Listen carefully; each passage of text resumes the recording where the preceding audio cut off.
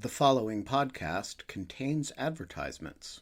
If you prefer a podcast without advertisements, you can sign up for our ad-free version at patreon.com/lawfare. That's patreon.com/lawfare.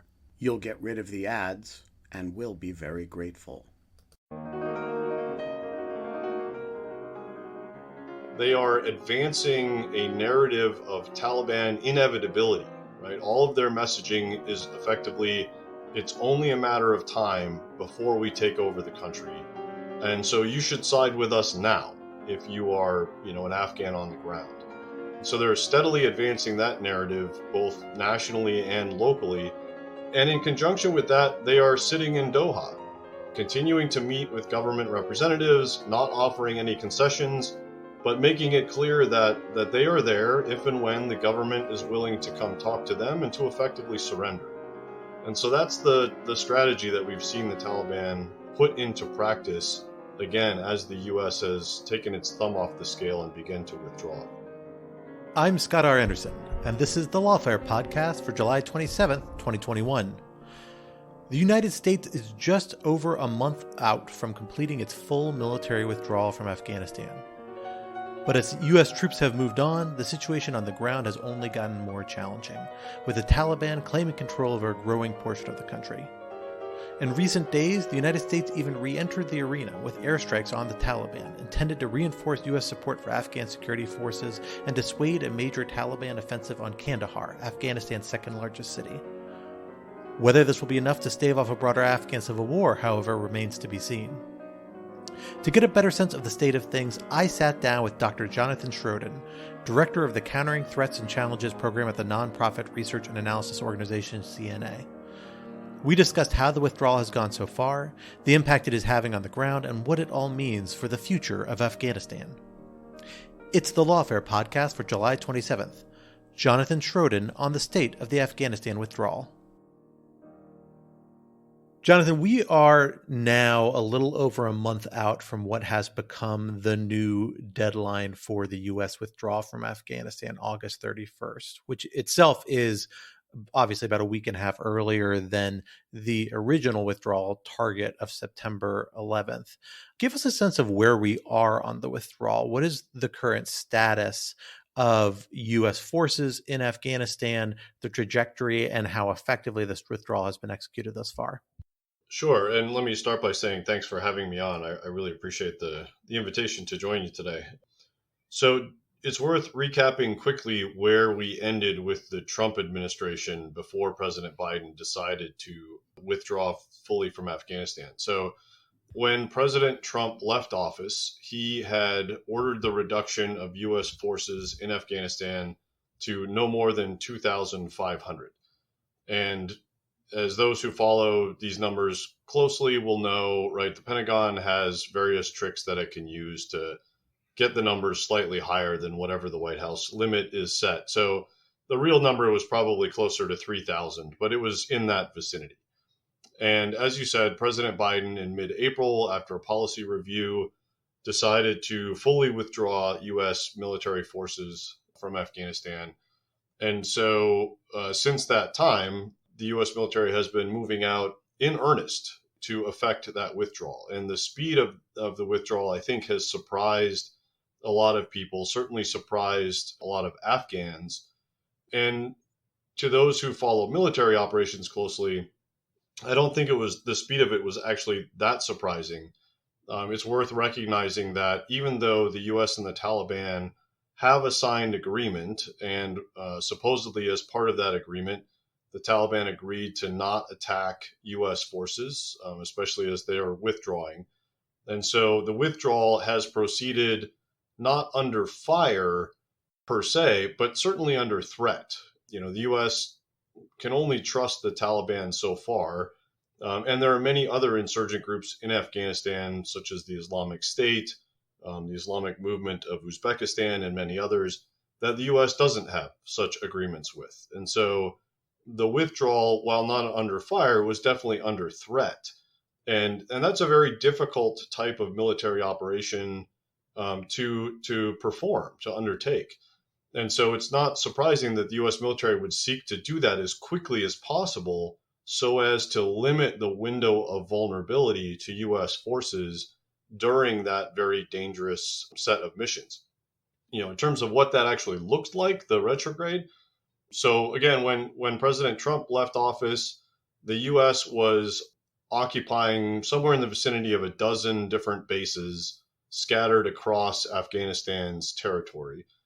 And so it has had to collapse that footprint from, a dozen or so bases to effectively one or two locations inside the capital, Kabul. That's a relatively dangerous undertaking, complicated, right? To shut down these bases, retrograde all of that equipment to a central location, and to get it out of Afghanistan.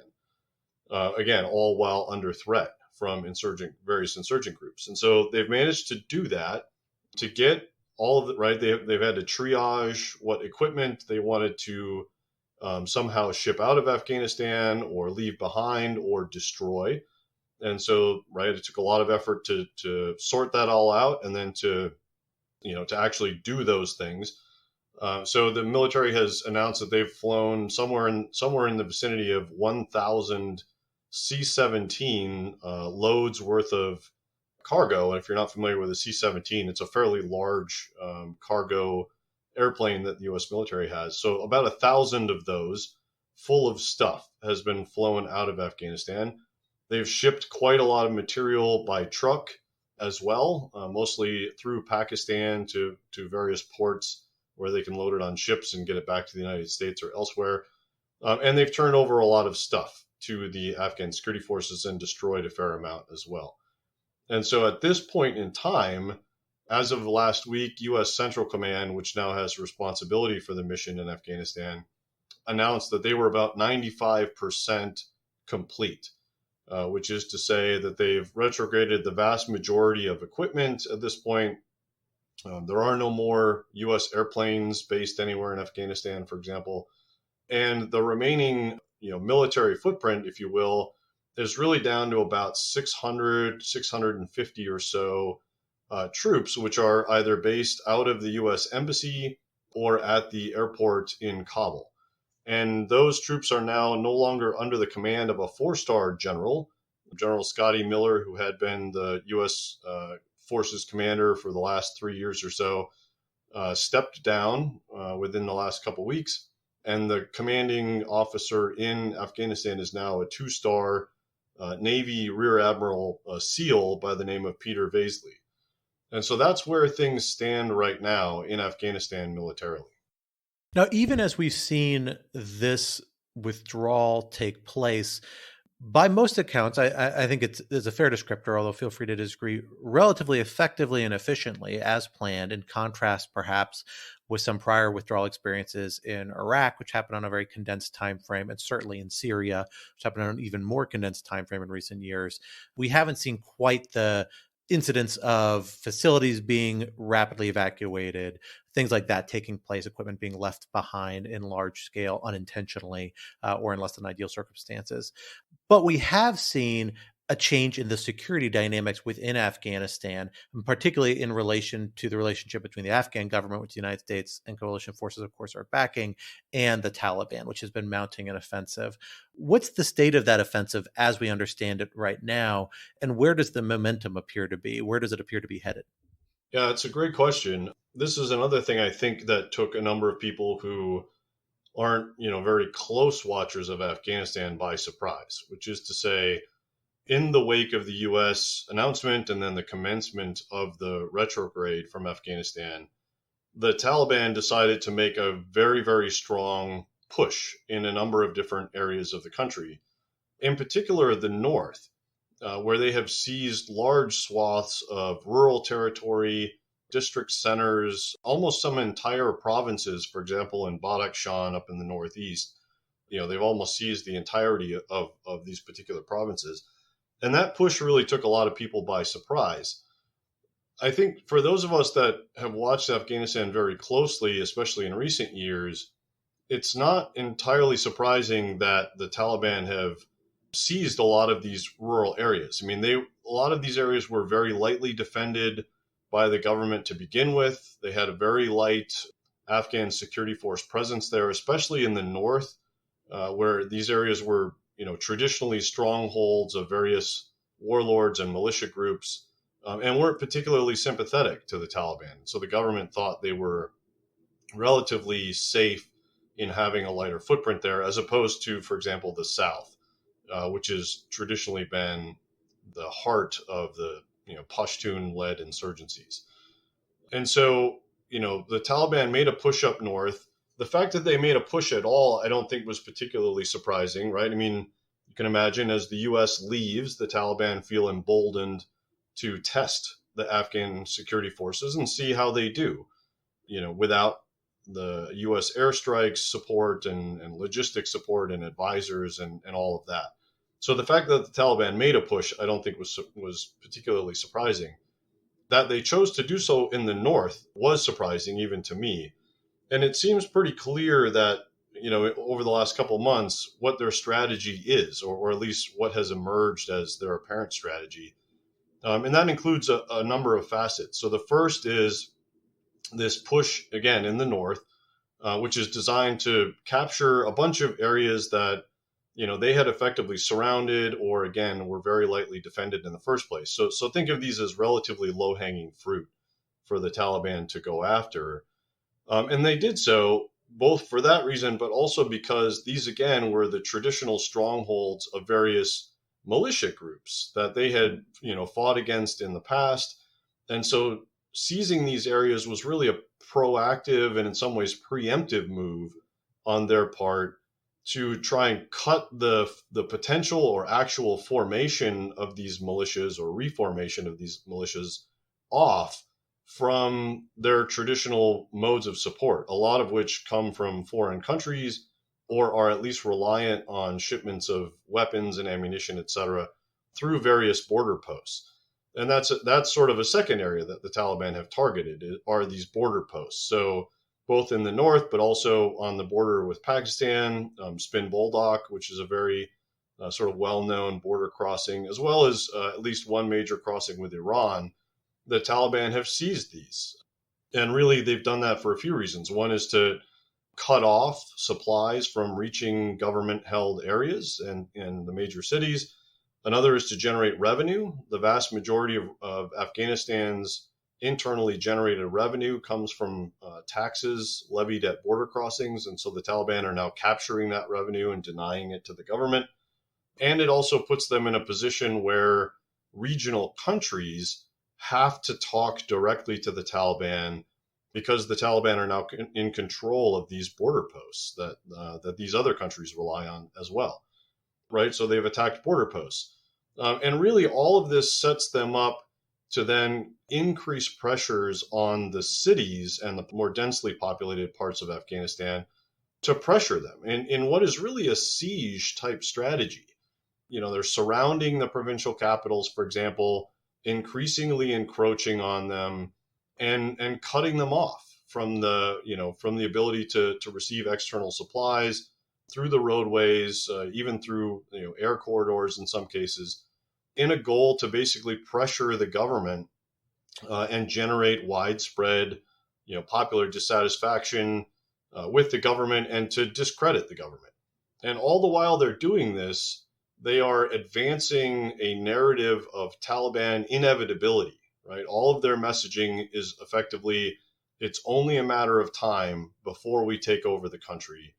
And so you should side with us now if you are, an Afghan on the ground. And so they're steadily advancing that narrative, both nationally and locally. And in conjunction with that, they are sitting in Doha, continuing to meet with government representatives, not offering any concessions, but making it clear that they are there if and when the government is willing to come talk to them and to effectively surrender.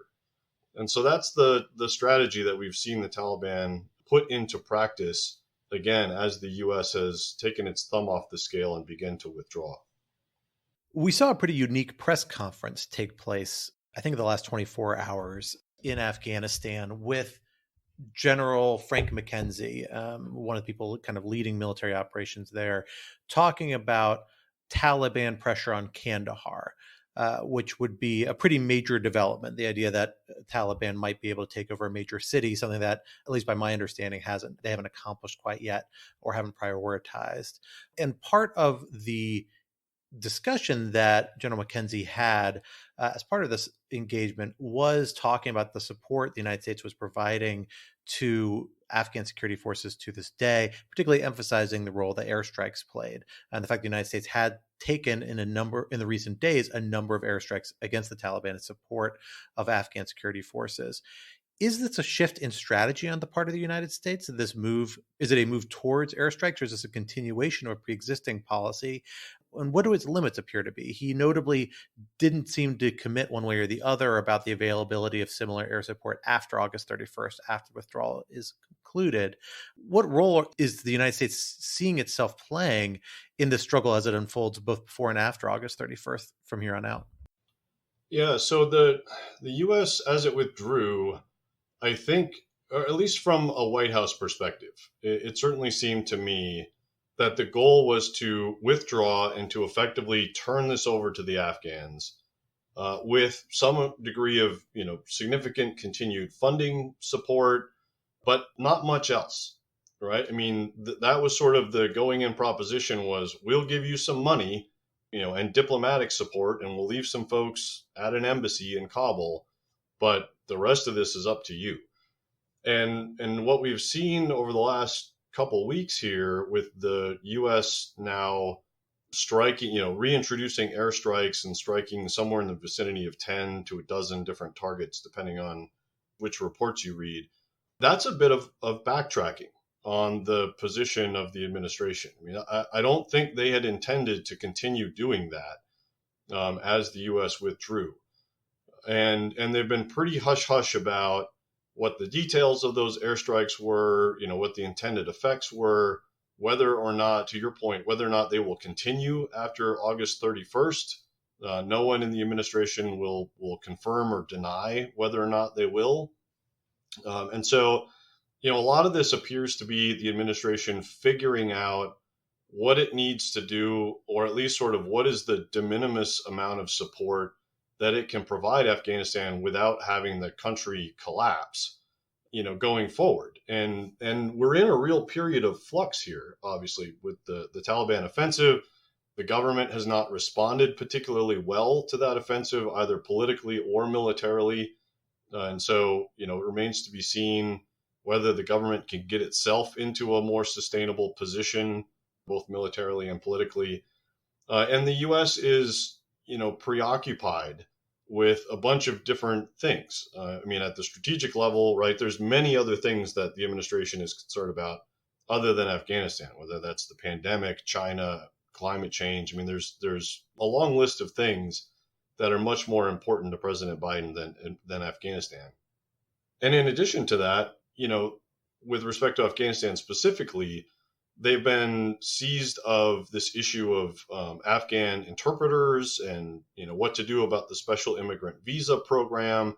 So that has taken a lot of the air out of the room in terms of people working specifically on Afghanistan have been consumed by that issue as opposed to other things they might be working on, which is not to say it's not an important issue, but, nonetheless, there are a sort of limited number of people focused on Afghanistan these days, and that has consumed a lot of their time. So things like, what does the future airstrike capacity look like? Where would those come from? Are we going to continue to do those? As well as things like, how are we going to continue to help the Afghans keep their Air Force flying? Just before this podcast, I was reading a report that talked about roughly a third of the Afghan Air Force's platforms are grounded right now due to maintenance issues, because a good number of them are or have been fully maintained by U.S. contracted personnel. And the vast majority of those contractors have left Afghanistan along with the U.S. military. And so there's a lot of questions about the Afghans can't maintain, a number of their platforms, most notably the UH-60 Blackhawks that we've given them, the helicopters. And so how are they going to do that? How is the U.S. going to help them with that? These are a lot of questions that in an ideal world, the administration would have thought through and had plans for prior to the president's announcement, but it didn't. And so now they have to figure out a lot of this on the fly. And circling back to your question, I think the airstrikes bit of that is another thing that they are having to figure out on the fly to, how much of this do they need to continue to provide? And if they continue to provide any, from where is it going to come? And at what risk, to continued risk to U.S. forces? You mentioned before that the Taliban was very consciously, or has been very consciously, cultivating this sense of inevitability, this feeling, whether in the international media, locally, both, that the fall of Kabul, the fall of the government, is an inevitability. Taliban is on the march. The United States is not willing to stand up to them, nor other coalition allies. And therefore, that's the future. And people need to account and plan around that. Of course, you can see strategic reasons why that'd be very beneficial to them. And we have seen this kind of tick-tock of Afghan districts fall to Taliban control, the ratio getting more and more dire over recent weeks as different districts, headquarters, and other facilities kind of fall into Taliban control. But how much truth is there to that narrative, and how much is a strategic communications, a spin? Has the Taliban been on such a steady mark as some of these metrics we see played out might indicate? Or is there some juking the numbers in there? Is there a conscious effort to, as some people have alleged, targeting districts that are easily occupied while avoiding population centers that are harder to control, things along those lines that might create the appearance of territorial dominance, but actually create a deceptive sense of just how much control the Taliban is exercising over broad swaths of the country? Yeah, no, it's a great question. And anybody who's been reading articles on Afghanistan in the recent past has probably seen these maps of district control, right? Maps that purport to show where the government's in control, where the Taliban's in control, and which areas are contested, or some variation on that theme. And if you look at those maps, and probably the most predominant one is one that's produced by the Long War Journal, you see what looks like a huge number of districts under, huge swaths of the country under Taliban control. I mean, if you do a quick glance at one of these maps, you would conclude, or you'd be tempted to conclude, that the Taliban are on the verge of capturing the country, just based on the coloration, etc. And what I would say is, while it's true the Taliban have captured a large number of districts over the last couple months, many more than they had before, there is no question about that. At best, if you sit down and calculate, what does that translate to in terms of the area of Afghanistan or the population of Afghanistan, at best, the Taliban currently control somewhere in the vicinity of 50 to 60% of the country's territory and population. And so it's about half, maybe a little bit more than half.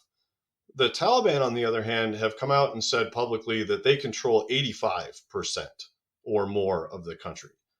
And so there is this disparity between the Taliban's narrative of, we are on the verge of capturing it all, we control 85% of the country, and the truth on the ground, which is that they really control maybe 50 to 60% of the country, and the vast majority of that is rural areas.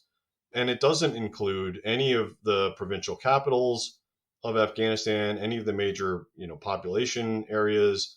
And so these maps, which are, tempting to believe, and in some ways accurate, but in other ways, highly imperfect, what you don't see there is differences, for example, in, rural versus urban territories. And the reason that's important is partly because of where people live in Afghanistan, but also it matters in terms of what military capabilities you need to have, right? It's one thing to seize a rural district that is lightly defended and sort of, in the hinterlands of the country. It is a very different thing, for example, to try and seize Kandahar, a city of several million people that is heavily defended by dug-in conventional Afghan military forces. And so the Taliban, in my estimation, do not have the military power, which is to say they don't have the number of fighters you would need. They don't have the level of heavy equipment you would need. They don't have anti-air defenses that you would need in order to mass fighters effectively against many of the major population centers across Afghanistan to take them and then hold them. I mean, they might be able to overrun some of these positions, some of the smaller cities on various occasions, but the ability to hold that ground requires a lot of manpower, right? I mean, it requires a lot of people to secure a city of several million individuals.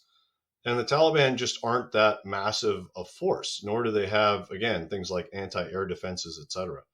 So I'm not convinced that the Taliban have the military wherewithal to actually conquer the country purely by force.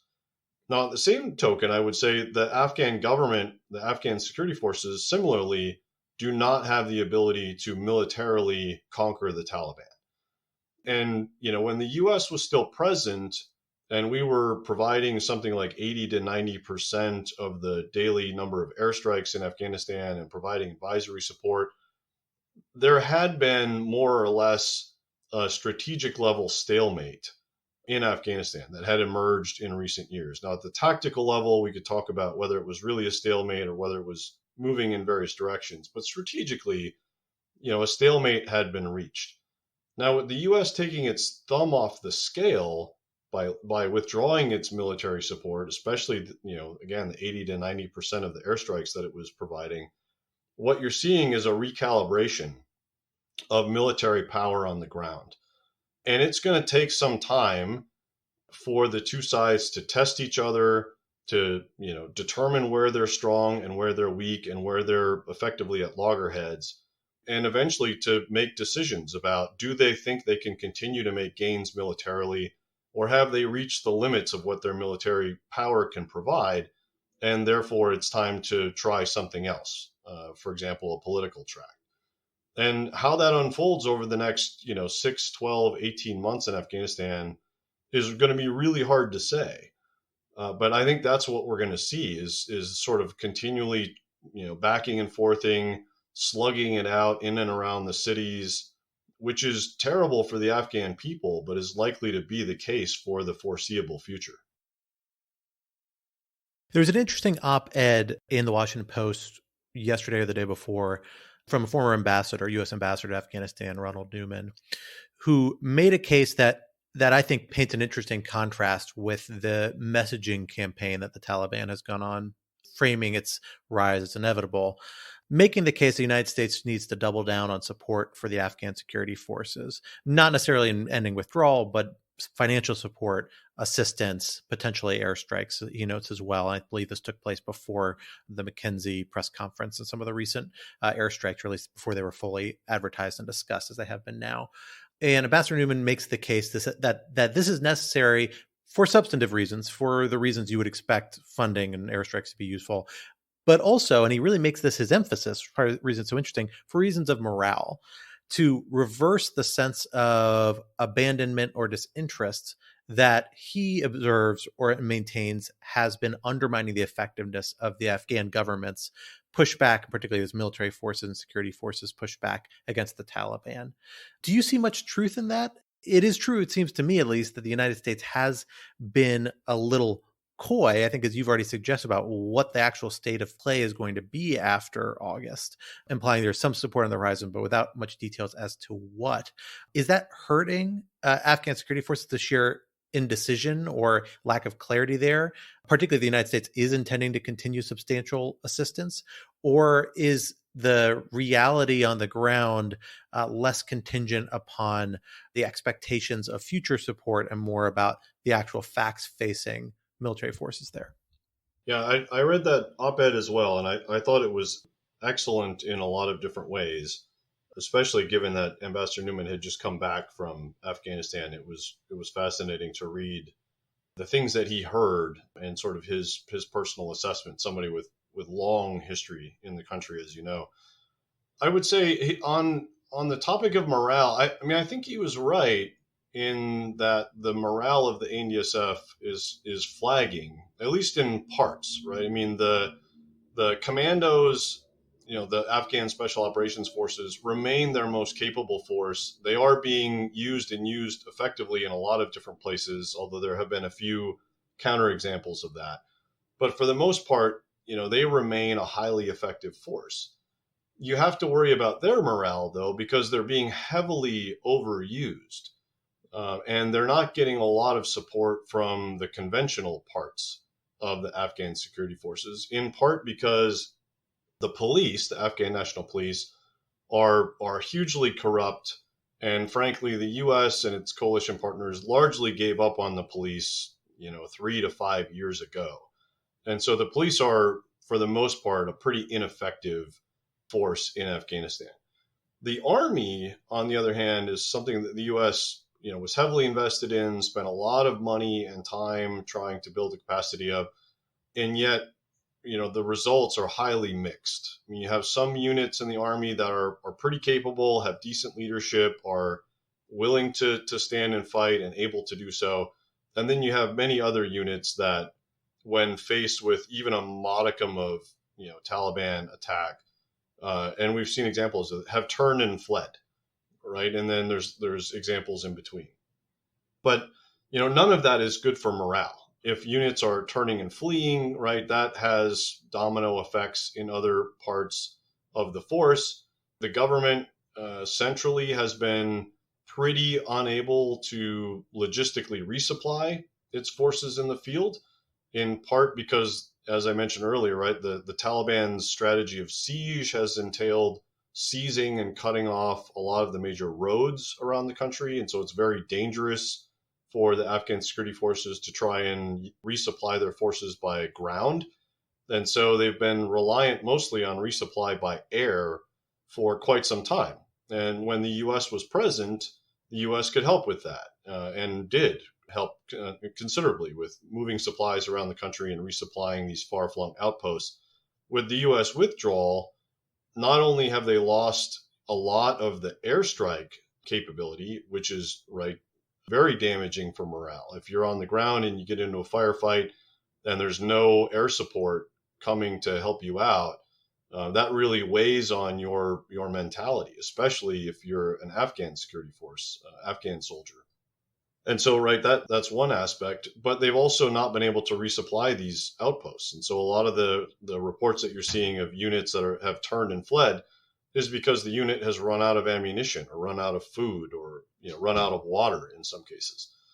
And so, that's also hugely damaging for morale. Not knowing if you're going to have air support, not knowing when your next resupply mission is going to come, not knowing what kind of support you have from the center of the country, is hugely damaging for morale. So I think Ambassador Newman was spot on those particular points.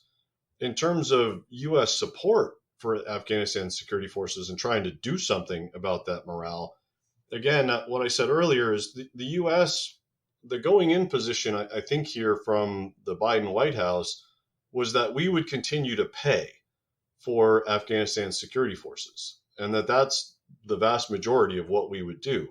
Now, that's not an insignificant contribution. I mean, the U.S. for the last few years has contributed roughly $3 billion per year to pay for the vast majority of Afghanistan's security forces, salaries, fuel, ammunition, all of these things the U.S. has predominantly paid for. And the Biden White House has requested $3.3 billion, so a slight increase in fiscal year 2022. And as part of that, has already begun providing additional helicopters to bolster the Afghan Air Force. So, the U.S. position going in the immediate aftermath of the withdrawal announcement was, we'll continue providing a lot of money, and occasionally we'll give you more stuff like helicopters or potentially more vehicles, etc.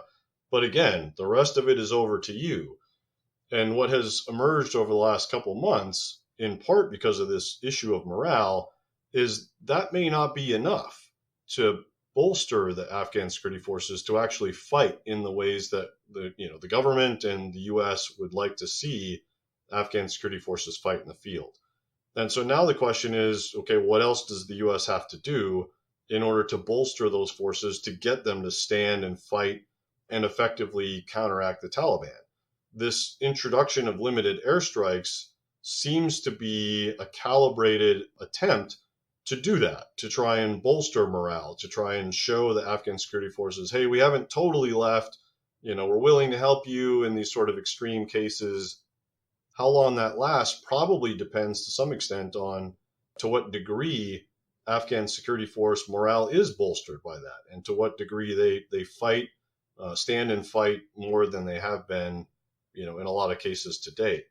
And so again, a lot of this, I think, is the administration kind of figuring it out as they go, and dialing up the rheostat of support when they need to, and probably looking to dial it back when they think they can get away with that. And I suspect that will be the case going forward. But to the last thing I'll say on this, to Ambassador Newman's point, that doesn't really help morale over the longer term. What would be more helpful is to have a more well-defined and publicly stated set of support mechanisms, right? So saying that we're going to give you this $3.3 billion in FY22 is great, but it then raises the question, okay, well, what about fiscal year 2023? What about 2024, right? Giving 10 or a dozen airstrikes over the last couple of weeks is great, but it begs the question, are you going to give us airstrikes next week? Are you going to give us airstrikes in September? What about January of next year? So the U.S. really hasn't made the type of long-term commitment to supporting Afghanistan security forces that would be necessary to counteract reductions in morale and to really bolster morale in the way that Ambassador Newman was talking about. So let's say a month and a half from now, we are in a situation where there is no further security deterioration. The status quo more or less remains the same on the ground in Afghanistan than it is today. What are we looking at in terms of the remainder of both U.S. and allied military support? We've heard about over-the-horizon support in the forms of airstrikes, perhaps, although a little ambiguous there. The United States talked about providing funding, providing ongoing training, although most likely remote or off-site, out of country, support for maintaining airplanes and helicopters, but again, some logistical problems there about how to actually deliver those. And then we hear about while most foreign forces have left already at this point, we hear about some remainders, Turkey, perhaps most notably, keeping a presence primarily, by my understanding, to help defend Kabul's international airport. What does the situation on the ground look like come September 12th, 2021, in regards to the foreign troop presence, military presence there? And what is the United States' capabilities there? We know the United States has talked to other countries in the region about establishing a staging area for providing this support, but so far, at least, we haven't seen any clear signs of success on that front. So what is the United States and other countries likely to be providing at that point? And really, what is the possibility of what they can provide given the current political dynamics around those talks? Yeah, so in terms of remaining military support or presence inside the country, the U.S. has announced that it won't have more than 650 military personnel inside the embassy. And that will not be considered, at least by the United States, quote unquote, military presence, right? Because it's part of the embassy detachment. So some of that will be security forces for the embassy, probably a Marine security embassy guard contingent. Some of that will be officers and other military folks who are there to oversee the spending of the $3 billion that I mentioned earlier in support of Afghanistan security forces. And some of it will just be normal uniformed military personnel that work with folks in the embassy on various U.S. government initiatives in the country. And so that'll be the U.S. quote unquote military presence, even though the U.S. will consider that part of its diplomatic presence, not an actual military presence. In terms of other military forces in the country, there have been a lot of reports that the U.S. has asked, and supposedly they have agreed, for Turkey to provide military forces to secure the airport in Kabul. And this is critically important for a lot of countries, especially Western ones, to maintain their embassies in Kabul. They want to have a secure corridor to the airport. They want to ensure that the airport is militarily secured by a country that they can trust to secure it, right? And this, again, says something about the level of trust that these countries have in Afghanistan's own security forces. But they want to have a third party who's there to secure the airport in the event that they would need to evacuate. And that's a contingent consideration for a lot of these countries to maintain their embassies. So the Turks appear to have agreed to that. There's been some verbal sparring between them and the Taliban as to, whether the Taliban will try to target their forces after the withdrawal of the US and its partners is technically complete. And so that'll remain to be seen what happens there. But nonetheless, there appears to be some residual Turkish military presence that will exist. But that'll be pretty much it in terms of foreign military presence inside Afghanistan. Now, as you said, there's been a lot of reports that the U.S. has been trying to negotiate a presence in a neighboring country in order to continue to, collect intelligence and, if need be, prosecute terrorist targets as part of, U.S. monitoring and targeting of terrorist groups in Afghanistan. There, some people speculate that maybe such a position could be established in Pakistan, although I find that pretty unlikely given the history that we've had with U.S. troops in Pakistan over the last 10, 15 years. Others have looked to potentially Uzbekistan or Tajikistan or possibly even Kazakhstan as locations from which the U.S. could base something. And it's clear that the U.S. has been in discussions with those countries, but there's been nothing finalized or announced, at least, with respect to that. The closest that the U.S. appears to have come to establishing any, residual support activity for the Afghan security forces is there was an announcement that the U.S. has stood up in Qatar, at the air base in Qatar, a security cooperation assistance office that's under the auspices of a U.S. Army one-star, Brigadier General Curtis Buzzard. And that office will continue to provide some amount of support and oversight, again, for the spending and implementation of that $3 billion worth of security assistance funding. They may also provide some amount of remote advising support, which is something that one of my CNA colleagues, Alex Powell, and I wrote a paper on some time ago, and really stems from the experience the U.S. had in Afghanistan since the onset of the COVID pandemic, which is to say, when that really started to hit Afghanistan in mid-2020, to protect its personnel, U.S. advisors went into a largely protected status, which is to say they weren't allowed to do face-to-face engagements or advising with their Afghan counterparts anymore.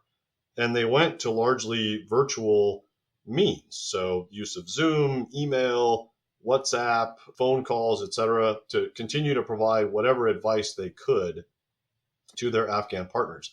And there's been some speculation that the U.S. may provide some of that type of virtual support, especially to the Afghan Air Force, right? There have been reports that the U.S. may try to provide some amount of maintenance advice through the use of Zoom, for example, where contractor maintainers who know a lot about Blackhawks, for example, could use Zoom to virtually instruct Afghan maintainers to try and do basic amounts of maintenance on these helicopters. The extent of that is not publicly known. The U.S. hasn't sort of made those revelations. There's also been some reporting, again, that hasn't necessarily been confirmed by the government, the U.S. government, to suggest that the U.S. is going to be willing to fly or at least somehow ship Afghan helicopters and other airframes that need more detailed, more in-depth maintenance to foreign locations, to third country locations. Whether that could be, again, one of Afghanistan's neighbors, or whether the U.S. would fly it to one of the air bases that it uses in the Middle East, for example, in Qatar or the UAE. Again, no public confirmation on that, but there's been discussion that the U.S. might be willing to do that type of thing as well. So, right, what we do know is the presence in country is going to be minimal. What we don't know is to what extent will the U.S. military try to use its presence outside of Afghanistan, even as far away as these bases in the Middle East, to continue to provide support to Afghanistan security forces, either in an advisory capacity or, through the conduct of long-range airstrikes from, again, these bases in the Middle East. And all of that appears to still be in flux. and it will probably be related to what we see unfold in Afghanistan over the next few months.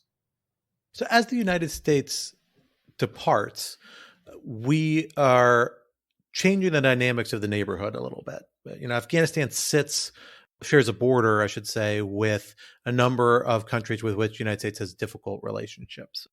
Pakistan being one example, Iran probably being the most prominent example, China as well. Of course, it sits in Central Asia, an area that Russia is considered kind of part of its sphere of influence.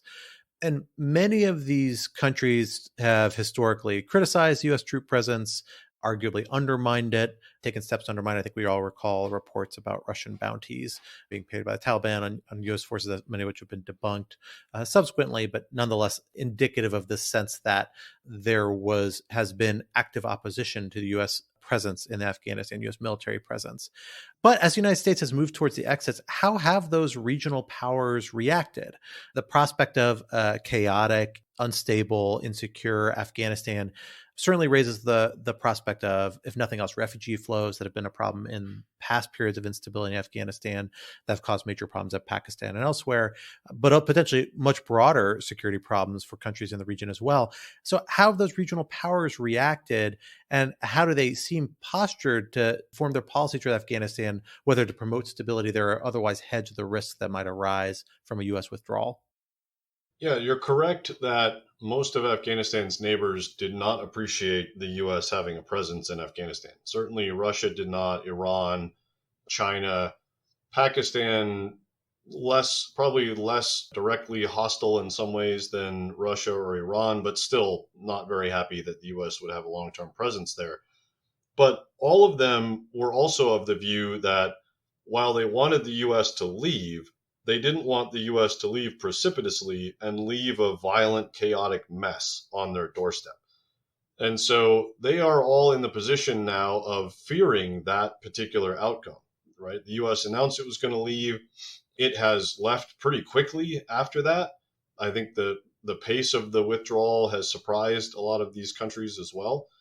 And so they now find themselves in a position of having to look at this emerging kind of chaotic situation on their borders and, trying to figure out what to do about it. And it appears that they all have a plan A, which is, right, they've all publicly said that they don't support the Taliban's, the idea of a Taliban military takeover of Afghanistan. They've issued statements that say, right, they don't support the reestablishment of the Islamic Emirate of Afghanistan, which is what the Taliban continually calls itself.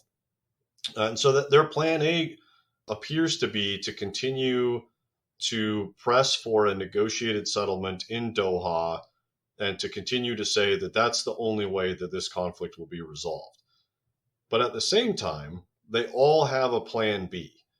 And the plan B is for them to, cultivate, nurture, or at least maintain ties with various subnational groups in Afghanistan. Some of these are insurgent elements like the Taliban or other insurgent groups in Afghanistan. Some of these are, warlords and their associated militias. Some of these are, in the case of Iran, these are forces that Iran cultivated Afghan forces that Iran cultivated to go fight on its behalf in Syria, which it has now pushed back into Afghanistan. And so all of these countries, regional countries, are cultivating or at least maintaining ties with these subnational groups.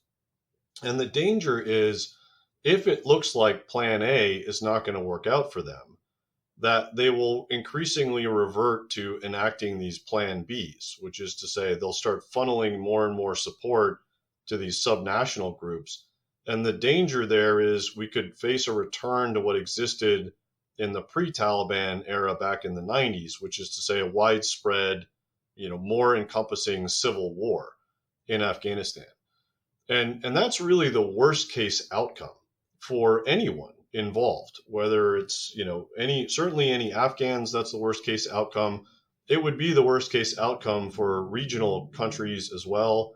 And it would certainly be the worst case outcome for the U.S. because anytime there's a civil war that breaks out like that, it provides huge amounts of space for groups like Al-Qaeda and the Islamic State to expand and take advantage of the chaos. I mean, just think of what we've seen in Iraq, Syria, Yemen, Libya, right, Mali. I mean, all of these states that are in the middle of civil wars.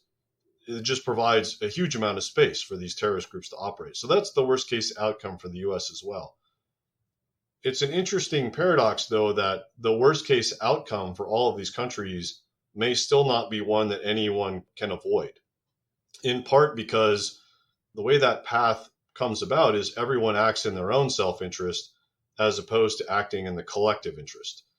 And right, so that's how you end up in that scenario. My hope is that we will instead see what I would describe as what I see as the best case outcome over the next year or so, which is that the regional countries don't do those things, that they continue to put the majority of their emphasis on what I described as Plan A, and that the Afghan security forces and the Taliban slug it out for some period of time until they, exhaust these notions that one side or the other can win militarily. And at that point, hopefully we would start to see a reinvigoration of the peace talks, the peace negotiations in Doha, leading to an eventual ceasefire and new political order in Afghanistan that is inclusive, to include being inclusive of the Taliban. So that's what I see as the best case scenario over the next year or so. It's still going to be a heavily violent one, unfortunately, but one hopes, one certainly prays that we don't see the worst case scenario of a broader civil war unfolding. Unfortunately, we will have to leave the conversation there. Jonathan, thank you so much for joining us here today on the Lawfare Podcast. Thank you very much for having me. It was great talking with you. The Lawfare Podcast is produced in cooperation with the Brookings Institution. Please take a moment to rate and review the Lawfare Podcast on iTunes, Spotify, or wherever you might be listening.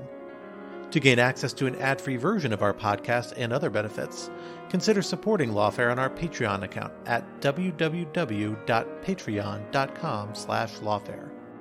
This podcast was engineered by Hamza Shatu of Goat Rodeo and edited by Jen Patya Howell. Our music was performed by Sophia Yan. As always, thank you for listening.